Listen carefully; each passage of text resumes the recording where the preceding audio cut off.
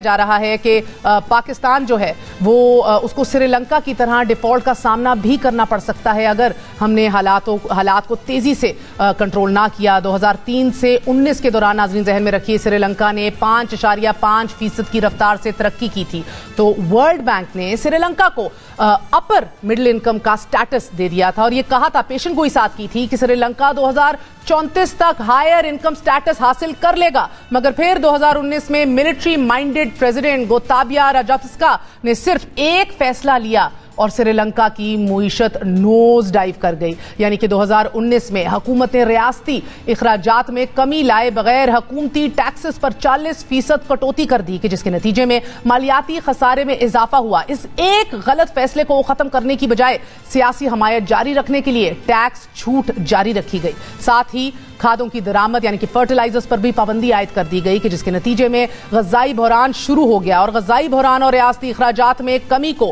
पूरा करने के लिए IMF का दरवाजा खटखटाने की बजाय इंफ्रास्ट्रक्चर इखराजात में मजीद इजाफा करती चला गया श्रीलंका के, जिसके नतीजे में एक डोमिनो इफेक्ट की तरह हमने देखा कि श्रीलंका का तजारती और मालियाती खसारे में इजाफा हुआ कि जिसने अशिया की कीमतें और महंगाई में इजाफे को जन्म दिया। तरसीलात ज़र और सियाहत यानी कि टूरिज्म को कोरोना की आमद पर धचका लग गया, which was the basic source of generating revenue. तो साथ ही प्रेशर फॉरेन एक्सचेंज रिजर्व्स पर भी पड़ा और वो सिफर हो गए। श्रीलंका में जो कुछ हुआ वो थर्ड वर्ल्ड कंट्रीज के लिए एक बहुत बड़ा सबक है कि कैसे एक फैसला पूरी की पूरी मुईशत का धड़म तख्ता करने के लिए काफी होता है। पाकिस्तान को भी इन्हीं चैलेंजेस का सामना है। पाकिस्तान भी श्रीलंका की तरह तरसीलात ज़र पर इन्हिसार करता है, रेमिटेंसेस पर, मगर एक्सपोर्ट बेस्ड इकोनॉमी और पॉलिसी रिफॉर्म्स पर किसी की तवज्जो नहीं आती। बात होती है बार बार, लेकिन बार बार अपनी सियासत को बचाने के लिए रिफॉर्म्स और सख्त फैसले नहीं किए जाते। पाकिस्तान के फॉरेन करेंसी रिजर्व्स इस वक्त 9,722 अरब डॉलर तक पहुंच चुके हैं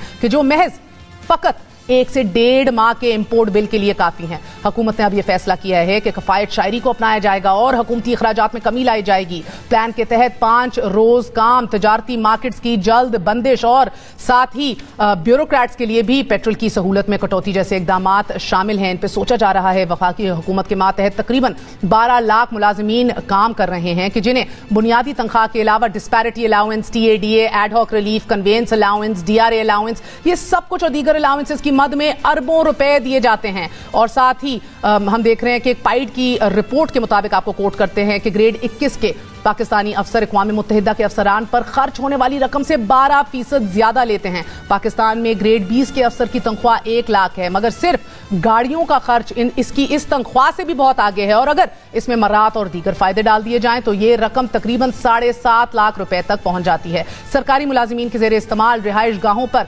14 खरब रुपए से जायद रकम खर्च की जाती है। इसी तरह ग्रेड 20 से 22 के दरमियान मेडिकल अलाउंस की मद में तकरीबन 2.3 अरब रुपए दिए जाते हैं। माली, स्वीपर और अगर मेंबरान कौमी असेंबली और सूबाई असेंबली की भी तनख्वाहों पर नजर दौड़ा लें क्विकली तो कुल 40 अरब रुपए सालाना तनख्वाह के अलावा दीगर मर्रात यानी कि हाउस रेंट, गाड़ी, घर, नौकर, टिकट, बैरून मुल्क के दौरे और रिहाइश की मद में 90 अरब रुपए से जायद सालाना गरीब कौम की जेबों से निकाला जाता है। और एक दिन के कौमी असेंबली के सेशन में 3 करोड़ रुपए खर्च हो जाते हैं। रियासती इदारों और अवामी नुमाइंदों को अब यह फैसला करना पड़ेगा कि उन्हें गरीब अवाम की जेबों से पैसे निकालकर अयाशियां करनी है या इसी लाइफस्टाइल को मजीद कंटिन्यू रखना है या इसको तर्क करके मुल्की मसाइल का हल निकालना है। क्योंकि अगर ऐसा ना किया गया तो पाकिस्तान को श्रीलंका बनने से कोई नहीं रोक सकता। ये जहन में रखिए कि ये चाहे बहुत मिनिमल ही सही, लेकिन एक फेडरल मिनिस्टर 400 लीटर पेट्रोल के मजे लेता है। साथ ही एक सेक्रेटरीज जो हैं 360